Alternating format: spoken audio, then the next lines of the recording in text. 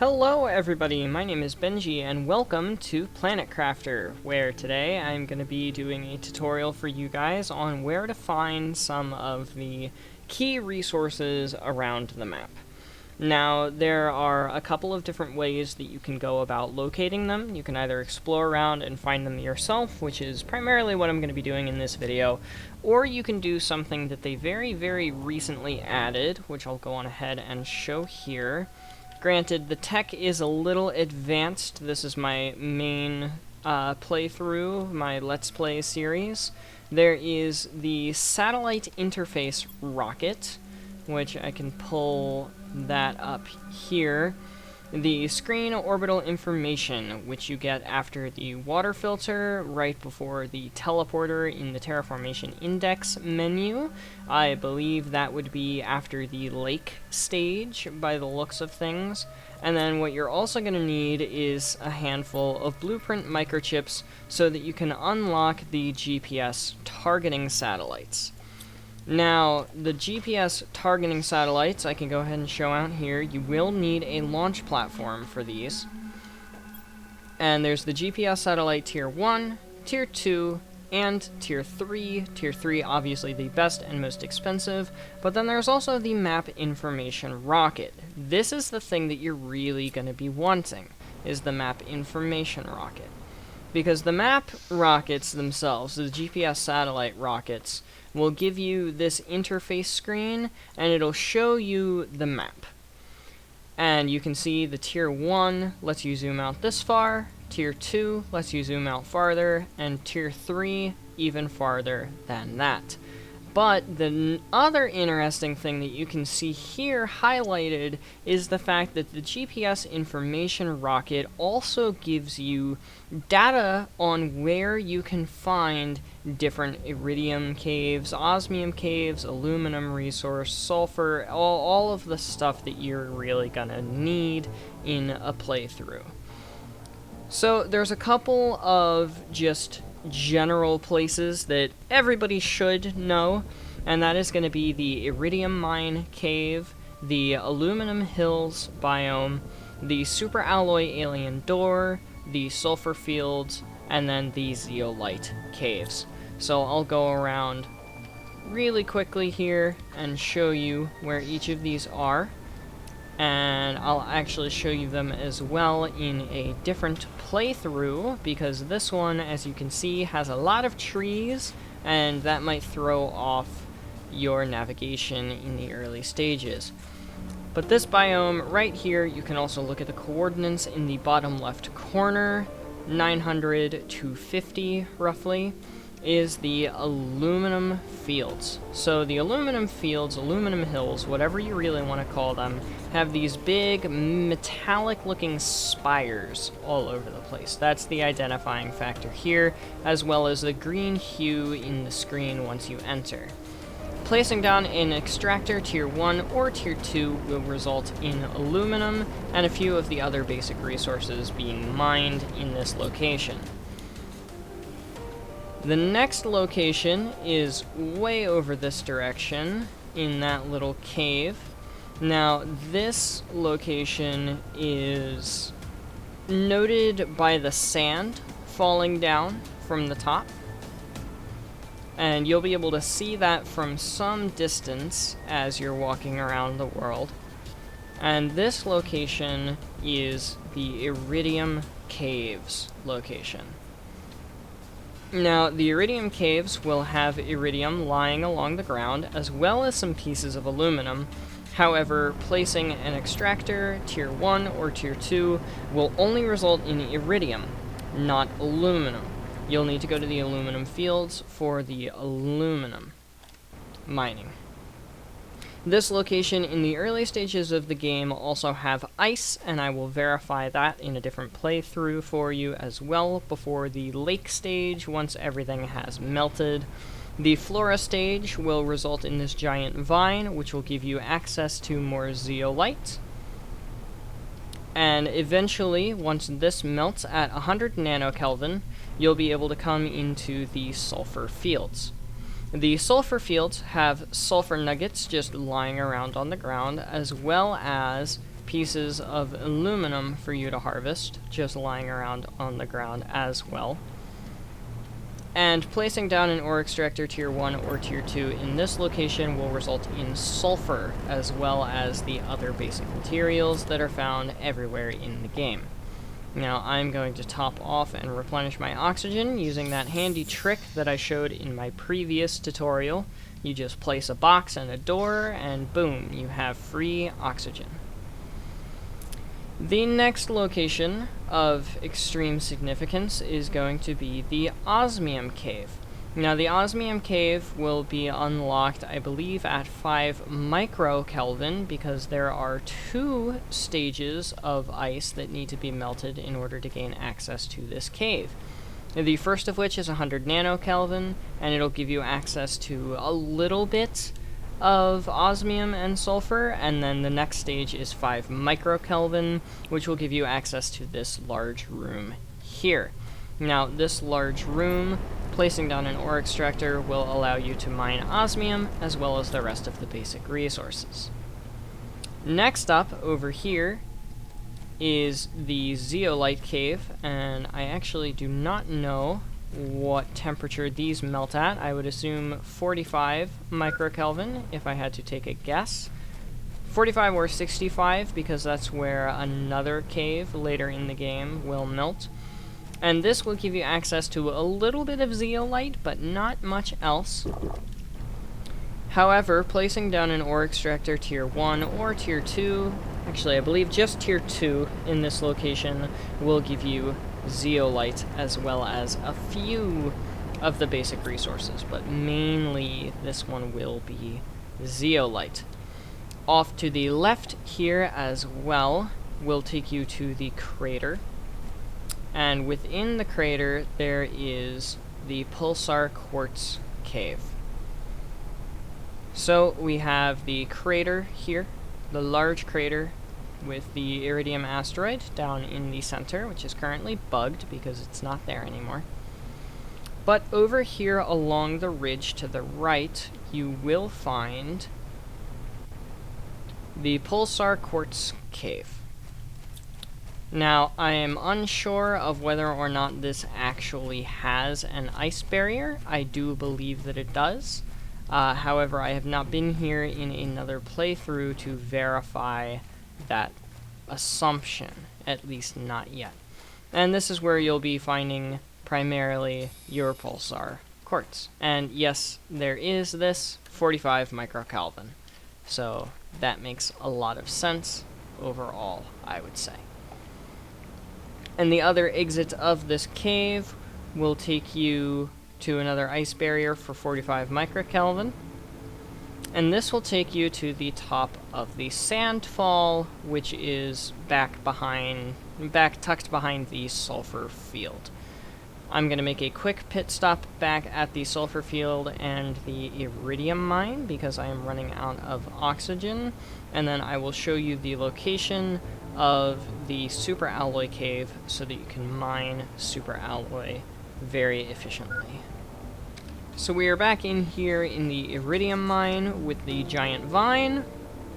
Hey, that rhymed. I'm a poet and I didn't know it. So you're just going to come out this way into the dune desert with the battleship wreckage here. And you're going to hug this left wall. Another way to get here would be to travel through the sulfur cave, and that will take you out this way. You'll just hug the right wall in the sulfur fields on the opposite side of the Iridium Cave. And then eventually you're going to come across this.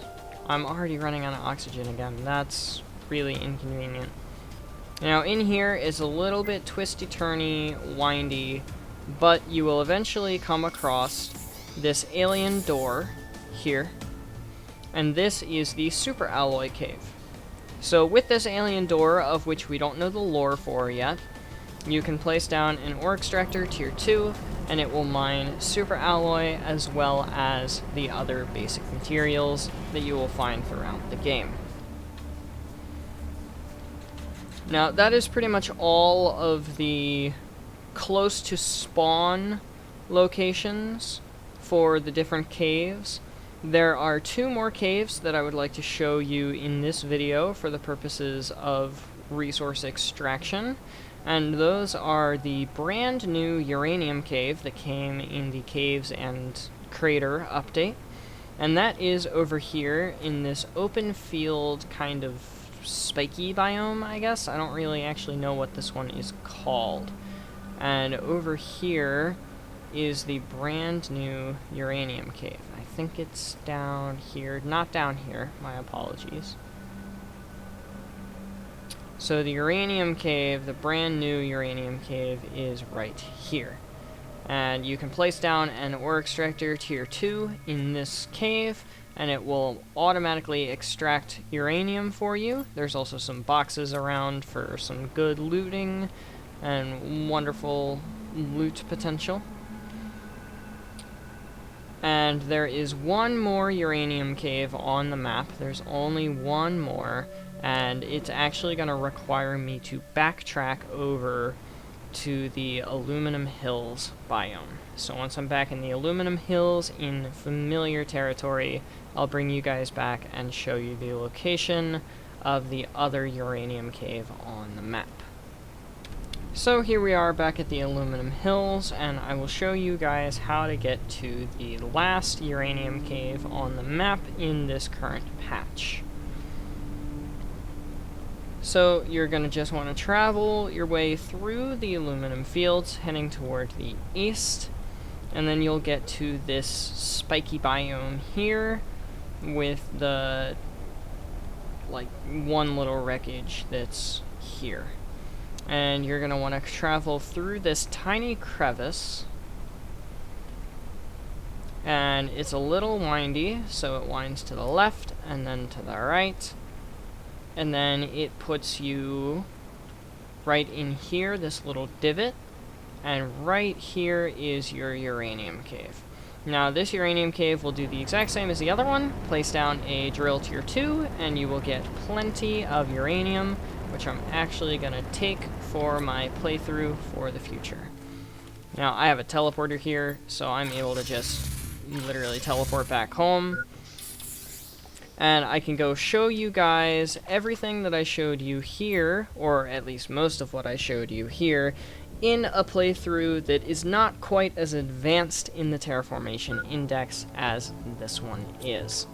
So let's go on ahead, save, exit to main menu, hit play, and then go to Survival 1, because Survival 1 is slightly advanced. I at least have some extra movement speed.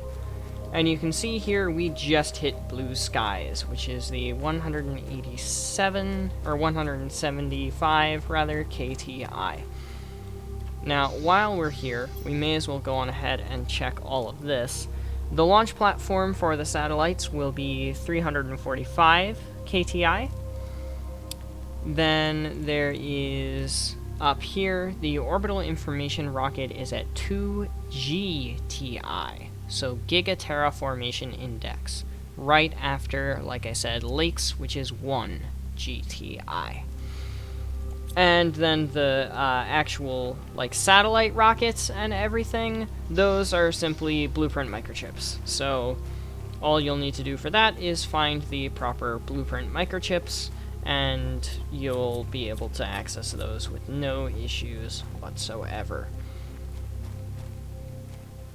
Now, I'm going to use a method that I showed in the last one as I run around here. I'm going to look for 3 pieces of iron, 1 piece of silica, and 2 pieces of titanium, so that I can make myself a tiny mobile base and still be able to move around. So this is just a rehash of the last tutorial. That should be all of my iron. I already have my silica. Last piece I need is 1 more titanium. Just like that. And now we have a mobile base. So even with the blue sky, you can see here that this world is heavily unterraformed. Which is perfect, because that means that I can show you the sand falls from a less technologically advanced perspective and a less terraformetrically advanced stage. Yeah, that makes sense. And you can see immediately once we enter this biome, you just see pieces of red everywhere. There's red here, there was red way off in the distance over there. Here's a piece of iridium. There's a piece of iridium. It's all over the place. There's a piece, over there's a piece, there's a piece. There's ice in this cave as well, as you can see here.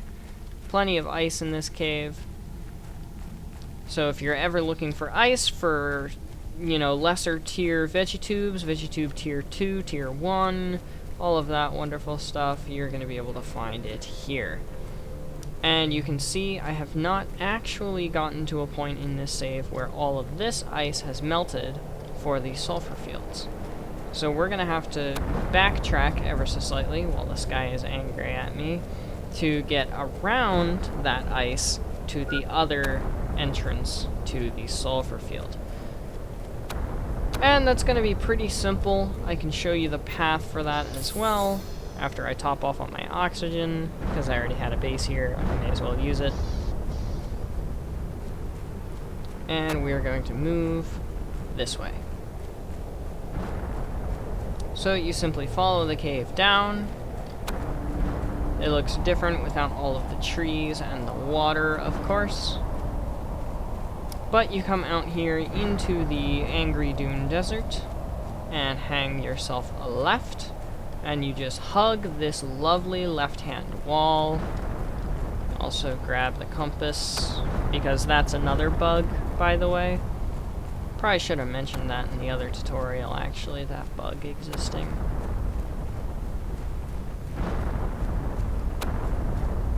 If you hit F2 twice, even though I don't have a compass microchip, it still pulls up the compass when you get rid of the HUD and then bring it back.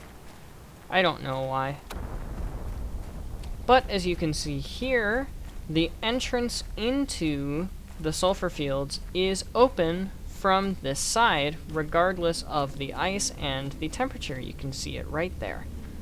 So if you ever need sulfur, you'll just have to make a really, really long round trip in order to access it at any stage of the game. Could literally be 10 minutes in, and you're already getting sulfur. I don't know why you would, because you don't need sulfur until very advanced crafting, but there you have it. And next up here, we have the Super Alloy Cave, just to show, yet again, that there is no time limit on this cave. You can come in here at the very beginning, and boom, there's Super Alloy. And it's just kind of dotted around wherever you'd like it to be.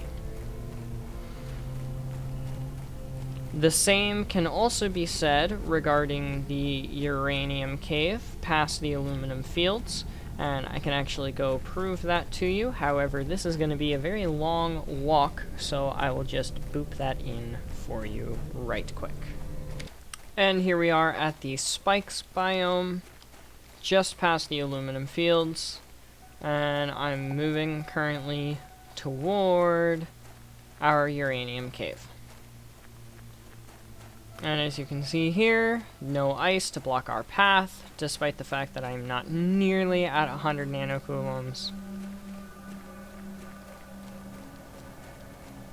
And you can see still no ice blocking our path whatsoever, meaning you can get here no matter what stage of the game you need to be here. Granted, like I said, you really don't need to be all the way out here and grabbing uranium until you unlock reactors and stuff. But hey, if you want it early, here you go. Here's the cave yet again, coordinates in the bottom left. And you can just see that everything is perfectly and entirely accessible from the start of the game. You can get any resource that you need, with the exception of osmium and zeolite, at any stage of the game you would like it. Obviously, again, except for zeolite and osmium. Those are the only ones that are locked behind time constraints, and I've showed you the caves for those. You just need to get through the heat part yourself. So that is actually going to be all for today, so thank you everybody so much for watching. I hope you have enjoyed. I hope that this tutorial was helpful for you. I really hope it was. I sure think that it would have been if I were starting out. Now let me know if there's anything else that you have questions about that you would like to ask in the comments below, and I'll be sure to get back to them if I can and when I can. But without further ado, adios, sayonara, au revoir, hasta la vista, das vidania, wiedersehen, ciao, and goodbye. Please have yourselves all a fantastic rest of your day. Get some sleep if you need to. Don't forget to stay hydrated. This video is in the bag, and I will see you guys in the next one. Later, y'all.